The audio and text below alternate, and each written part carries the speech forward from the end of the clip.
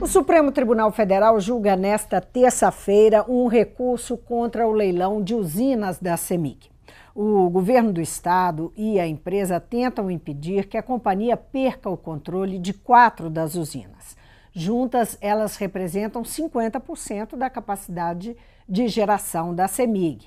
Na sexta-feira, lideranças políticas, movimentos sociais e representantes do empresariado mineiro fizeram na usina de Miranda, no Triângulo, um ato pela manutenção das concessões.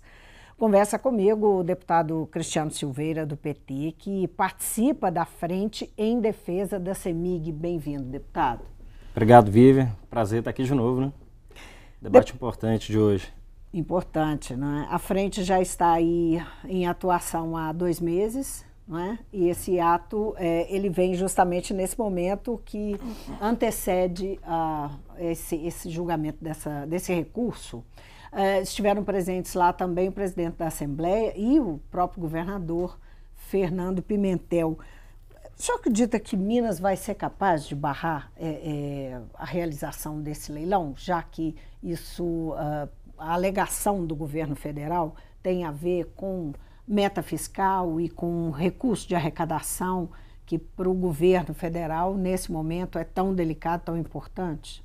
Eu acredito tanto no aspecto jurídico quanto no aspecto político. Por que eu digo isso? Do ponto de vista jurídico, tem uma série de questões que não estão sendo consideradas, no caso, pelo governo federal, para esse processo da venda dessas usinas, né? Nós tivemos, por exemplo, alterações na Constituição do Estado, ainda em 2001, que, por exemplo, estabelecia a aprovação pelo Poder Legislativo de 3/5 dos membros para poder fazer qualquer tipo de concessão ou venda do patrimônio do mineiro, no caso as empresas públicas, e também até mesmo as consultas populares. Então, esses dispositivos, entre outros, acabam sendo instrumentos fortes na defesa jurídica desse processo. Sem dizer também da temporalidade do contrato, uma antecipação dessa concessão por parte do governo federal, e a CEMIG, ela que é hoje ela que é hoje a mantenedora dessas usinas.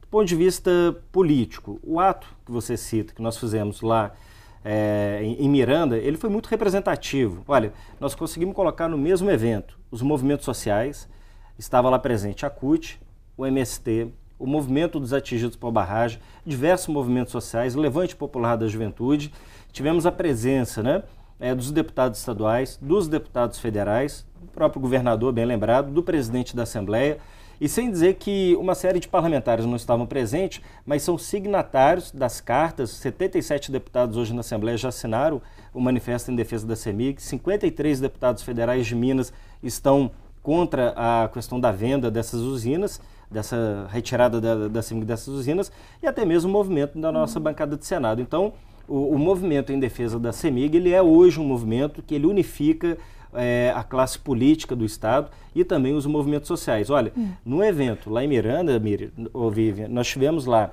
a presença dos trabalhadores, o Sindeletro, a CUT, e tivemos a presença também do setor empresarial. O doutor Olavo Machado, que hoje é o presidente da FIENG, Federação das Indústrias de Minas, uma instituição importante, respeitada, que tem também a sua força institucional, estava presente no mesmo ato, na mesma defesa que nós fazíamos. Por quê? O reconhecimento do prejuízo para Minas se isso ocorrer. É um prejuízo também para o consumidor. É um prejuízo econômico, mas tem sido colocado que é um prejuízo para o consumidor também, que isso afetaria o consumidor. Em que medida afetaria? Bom, há uma discussão sobre isso, né? Nós temos análises que sinalizam que o custo da energia em Minas Gerais poderia aumentar em até 3 vezes, né? Em que circunstâncias? Eu penso que a base se o leilão for realizado. Se o leilão for realizado e você estabelece, por exemplo, um valor de investimento para a aquisição dessas usinas, nós estamos falando de 11 a 12 bilhões de reais, considerando o prazo que você tem desta concessão e o valor que você vai investir para poder fazer essas aquisições, você tem que fazer uma recomposição para poder ter o ganho. Então, eu creio que ninguém vai fazer o investimento que seja para dentro do período da concessão não poder ter o retorno não só, né, da aquisição, quanto também da manutenção e investimento que se for necessário. Agora, por outro lado, há também um outro prejuízo que o cidadão sai perdendo, que não é só o que ele pode pagar na conta de luz, mas o que ele já pagou ao longo dos anos, que está lá, que estabeleceu e consolidou os investimentos nessas usinas, e que isso vai ser entregue para o setor privado. Deixa de ser um patrimônio do público, né? A CEMIG é uma empresa pública, apesar de ter ações nas bolsas de valores de Londres, de Nova York, tem o seu capital aberto, mas ela majoritariamente é administrada pelo governo, né? Deputado, só para a gente entender melhor, porque há um caminho judicial, mas há também um caminho de negociação.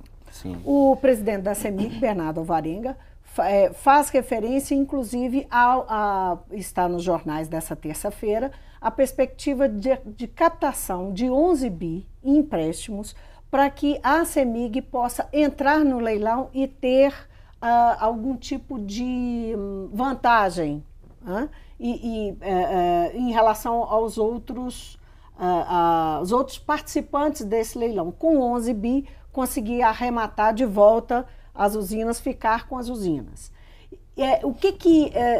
Como é que é essa história realmente? E a CEMIG tem condição dessa captação? Tem condição de fazer essa captação? A CEMIG está endividada, está com problemas financeiros. A CEMIG é uma empresa muito interessante do ponto de vista do seu desempenho econômico. No momento, e nós temos sazonalidades nas empresas que operam, né?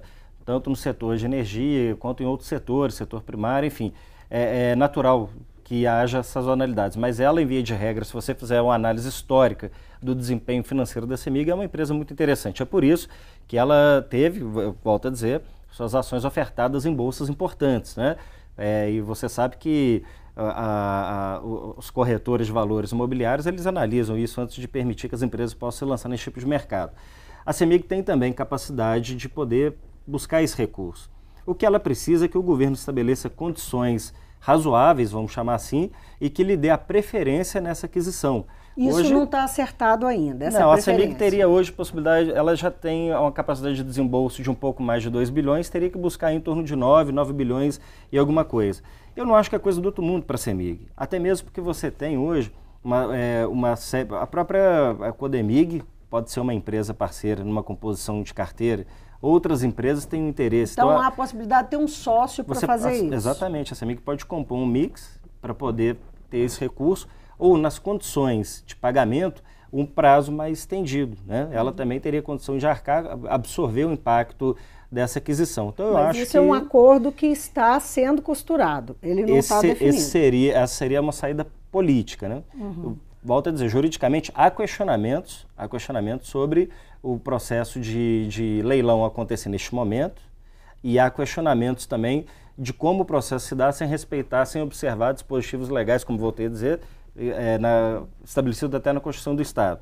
Do outro lado, se houver uma negociação, né, e negociações para o mundo jurídico, elas sobrepõem a legislação se as partes assim entenderem, a CEMIG faz, em último caso, uma oferta de adquirir preferencialmente as usinas, mas para isso ela teria que ter uma condição diferenciada. Aí o governo federal, muito apertado financeiramente, está anunciando, né, qual que vai ser o déficit fiscal, um déficit horroroso, em torno de 160 bilhões, aí fica apertado para poder fazer dinheiro.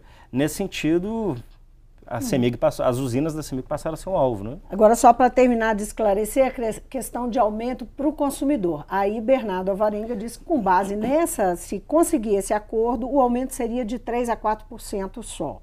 Não é? Quer dizer, 3% a 4% só do aumento na conta de energia nunca é bom. Mas, em relação a triplicar a conta, é isso? Se houver um acordo e a CEMIG conseguir arrematar, seria um percentual nessa linha?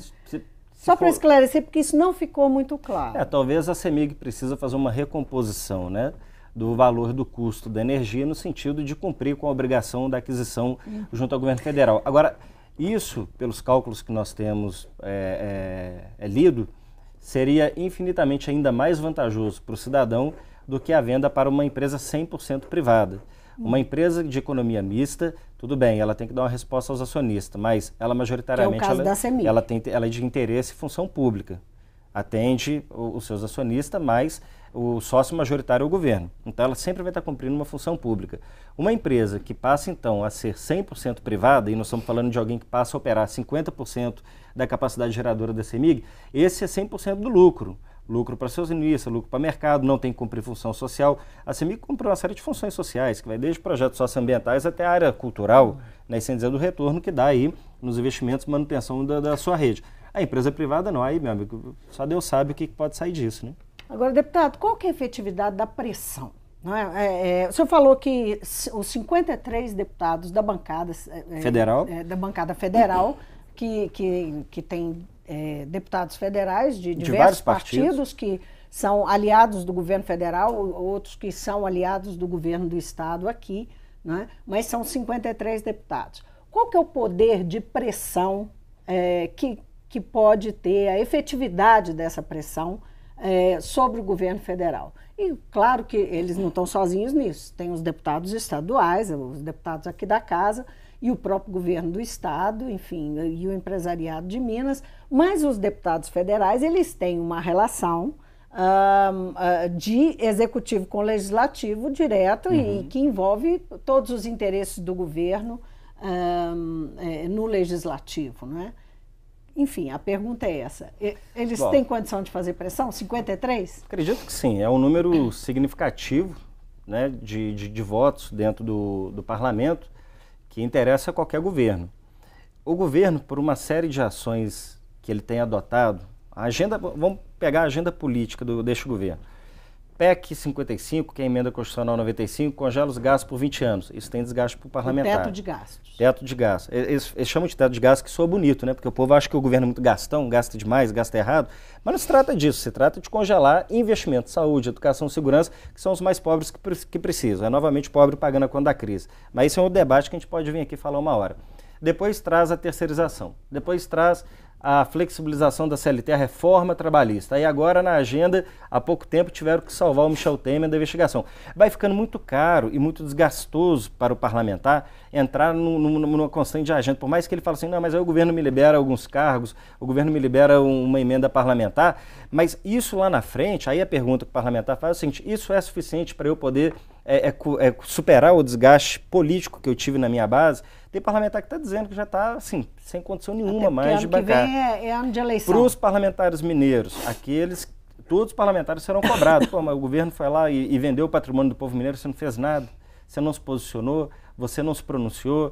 Então, eu acho que com o aproximar do calendário eleitoral, o ano 2018, porque eles apostam muito na memória, né? Agora, como vai chegando perto da eleição, a gente já tem na memória mais fresca o eleitor. Eles também já começam a fazer as contas e pôr na balança. O que hoje seria o maior prejuízo? E eu quero acreditar que não é só por isso. Eu quero acreditar que há um convencimento claro de todos que estão neste movimento da importância do papel da CEMIG para Minas Gerais, para o Brasil. Quero acreditar que é isso, mas não posso deixar de dizer que, pragmaticamente falando, tem parlamentar, tem deputado que vai fazer essa conta também, do desgaste. Vamos dizer que o Supremo rejeite o recurso, não é? Enfim, derrote o pleito da CEMIG. Qual que é o caminho? Que caminho essa frente em defesa da CEMIG toma em seguida? Continua essa negociação, essa tentativa de acordo? O que mais é possível fazer judicialmente? Tem que esperar a decisão, né? Saber o que é que nós vamos ter da decisão. Depois é pensar o próximo passo. É muito difícil dizer, olha, então o próximo passo... nós não descartamos, como nós colocamos aqui, que a própria CEMIG ela participe do processo de renovação dessa concessão das usinas em outras condições. Então, acho que o movimento que nós fazemos, tanto aqui da comissão, com as bancadas, federal e no Senado, seria, né, no caso da derrota na Justiça, um movimento político de criar a melhor condição administrativa para a CEMIG adquirir essas empresas. Isso não é anormal na esfera da administração pública. Nós temos uma série, por exemplo, de banco público que não participa de licitação. E as prefeituras, quando querem, por exemplo, negociar suas folhas, podem negociar direto com o banco. Então isso é possível, né? Então a CEMIG, mas ela precisaria que o governo estabelecesse no seu edital uma condição diferenciada para aquisição preferencial da empresa. Agora, deputado, o senhor fez a menção aí às bancadas, né, daqui, federal, de deputados, e também ao Senado, né, que nós temos 3 senadores tucanos. O Senado, os senadores tucanos estão fechados. O senador Aécio Neves deu uma declaração de apoio, disse que ia conversar com o Temer sobre o assunto, mas ele não participou desse ato. Em que medida a oposição está de fato envolvida nessa defesa, né, de que não haja o leilão, em defesa da CEMIG, tanto aqui na casa quanto em nível federal? Não, dos nossos 3 senadores, pelo menos 2 foram governadores, né? Então eu acho que é até uma obrigação moral em defesa do patrimônio, em defesa da CEMIG.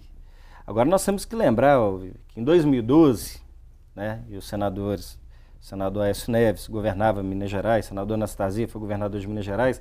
Em 2012, a presidenta Dilma ofertou a possibilidade da renovação das concessões. É interessante, quem não conhece essa história... E aí eu tenho que resgatar isso. Tudo começa em 2012. Exatamente. E foi um momento também que ali se aplicaria uma redução nas tarifas de energia.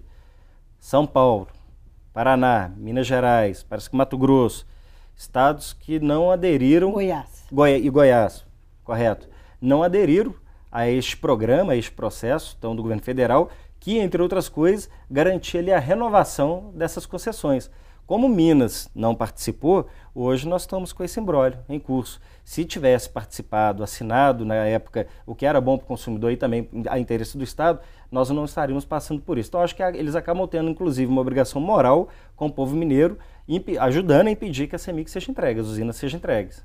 Temos que lembrar esse histórico. Mas eles fazem um raciocínio contrário, né? Que a presidente Dilma, a ex-presidente Dilma, que criou um problema que, desde o princípio, os governos tucanos foram contra, né, essa mudança de regras. Eles se apoiaram em contratos que tinham desde 97, que isso é a origem do problema, uma decisão, né, do ponto de vista deles, uma decisão equivocada do governo federal. Não. Quer dizer, virou um embate político, a questão da CEMIG. O pano de fundo ali era o quê? Uma disputa para o enfraquecimento da presidenta Dilma, né? Já com vistas em 2014. Por que só os governadores do PSDB? Por que dos 26 estados só os 4 não aderiram? Então, né, é evidente que tinha outros que não eram tão relevantes, vamos dizer assim, mas ali tem uma situação que teria sido diferente? Se tivesse aderido, qual seria o cenário? Porque a gente ainda estaria com os contratos em vigor por um prazo maior. Essa discussão não estaria presente porque, na perspectiva da finalização do contrato das concessões, o governo federal, na sanha arrecadadora, vai e lança esse processo, né? Ainda que o contrato não tenha se expirado. Então, eu penso que tem que ter uma outra saída. Volto a dizer, a CEMIG ela é estratégica do ponto de vista da arrecadação para o Estado, da oferta de energia de qualidade, da universalização, porque mesmo depois do fim do programa Luz para Todos, da participação do governo federal, ela continua universalizando, continua operando o programa. Ela tem uma função de caráter sócio, cultural, ambiental no Estado, que é muito relevante. Então, eu penso que seria uma grande perda para Minas Gerais. O nosso Estado ele não pode se enfraquecer, né, na sua competitividade, na sua presença política, econômica, e isso seria muito ruim para nós. O próprio setor empresarial, por que então a FIENG ela se posiciona? É que ela sabe que os custos de produção poderão aumentar numa perspectiva de uma empresa privada. A CEMIG hoje ela consegue estabelecer condições diferenciadas, né, para o setor produtivo. E isso nós não temos. Hoje, não sei se você sabe, mas dependendo do segmento, a energia ela é mais barata para o setor produtivo que o próprio consumo residencial. Isso é até motivo de crítica. E eu mesmo já bati várias vezes nisso, mas eu estou dizendo. Mas, por outro lado, isso estabelece e cria condição de competitividade no setor produtivo de Minas. Então, nós precisamos ter essa unidade nesse momento. Por mais que tenhamos divergências sobre vários aspectos, eu volto a dizer, acho que o ato que nós fizemos foi muito expressivo. Assinaturas nos documentos, nos manifestos tem sido fundamental. Foi criada também a frente parlamentar no Congresso Nacional que tem feito essa defesa da CEMIG e, acima de tudo, né, defesa do cidadão mineiro, né, que é quem vai pagar a conta se ocorrer o leilão, em nossa opinião. Alguém pode ter uma visão divergente, mas a análise que nós fazemos é essa. Próximo passo, então, tem que aguardar a decisão dessa quarta-feira no Supremo Tribunal Federal. Essa decisão, passo da frente. Ela pode refletir nas outras ações, ou como ela pode acabar enterrando a perspectiva de vitórias no campo jurídico. Então, aí, a caminhada política ela seria, então, mais consistente, né, daqui para frente, para a gente tentar essa reversão. Deputado, então vamos aguardar, né, a decisão do Supremo. Muitíssimo obrigada pela presença. Imagina, estamos à disposição. Eu conversei com o deputado estadual Cristiano Silveira, do PT. Ele integra a Frente Mineira em defesa da CEMIG, um movimento que foi criado há cerca de 2 meses para questionar os leilões que estão programados para o final de setembro, leilões de 4 usinas, especificamente 3 estão sendo questionadas na Justiça, mas são 4 usinas que representam 50% da geração de energia da companhia e que são muito importantes para tanto a economia do Estado como para o interesse do consumidor. O Mundo Político fica por aqui. Obrigada por nos acompanhar e até o próximo programa.